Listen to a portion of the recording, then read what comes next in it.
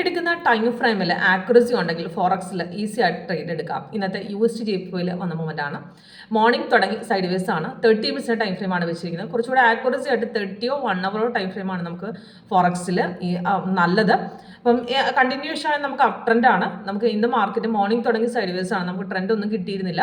അതുകൊണ്ടാണ് നമ്മുടെ സോഫ്റ്റ് അവിടെ സൈഡ് വേസ് എക്സ്ട്രാ കളർ തന്നത്. Orange colour, white colour hollow candles ഒക്കെ നമുക്ക് സൈഡ് വേസ് ആണ്. പ്യുവർ സെൽ ഇൻഡിക്കേഷൻ നമുക്ക് കിട്ടിയെങ്കിലും നമുക്ക് അവിടെ ട്രെൻഡ് നമുക്ക് ചേഞ്ച് ആയിട്ടില്ല. നമുക്ക് റെഡിലേക്ക് കൺവേർട്ട് ആയിട്ടില്ല. താഴത്തെ ബാർക്കൾ ചേഞ്ച് ആയെങ്കിലും നമുക്ക് എക്സ്ട്രാ കളർ തന്നെയാണ് ഇപ്പോഴും നമുക്ക് കാണിക്കുന്നത്.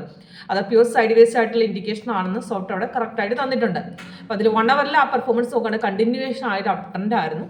നമുക്ക് അപ് ട്രെൻഡ് തുടർച്ച തന്നെയായിരുന്നു. നമുക്ക് ലാസ്റ്റ് സിക്കിൾ കിട്ടിയത് നമുക്ക് 21st ആണ്. 21st സിക്കിൾസ് നമുക്ക് ബൈ ഇൻഡിക്കേഷൻ തന്നതിന് ശേഷം മാർക്കറ്റ് നല്ല രീതിയിൽ അപ് ട്രെൻഡ് പോയി 2 ടാർഗറ്റ് ഹിറ്റ് ചെയ്തിട്ടുണ്ട്. 3 ടാർഗറ്റ് അടിച്ചിട്ടുള്ള 2 ടാർഗറ്റ് ഹിറ്റ് ചെയ്ത് ഇപ്പോഴും അപ് ട്രെൻഡ് ആണ്. ഇവിടെ ഇന്നലെ നമുക്ക് ബൈ സ്ട്രോങ് ആയിട്ടൊരു ബുള്ളിഷ് ട്രേഡ് കയറി. ഇപ്പോൾ ഇന്നിപ്പോൾ പുൾ ബാക്ക് കാണിച്ചിട്ടുണ്ടെങ്കിൽ സെൽ ഇൻഡിക്കേഷനിലേക്ക് തരാതെ മാർക്കറ്റ് തിരിച്ചൊരു ബ്രേക്ക് ഔട്ട് നമുക്ക് റെസിസ്റ്റൻസ് കട്ട് ചെയ്ത് എഗെയിൻ അപ് ട്രെൻഡ് തന്നെയാണ്. ഇവിടെ ബൈ തന്നെ ഹോൾഡ് ചെയ്യാനുള്ള ഇൻഡിക്കേഷൻ ആണ് സോഫ്റ്റ് 1 hour തരുന്നത്. കുറച്ചുകൂടെ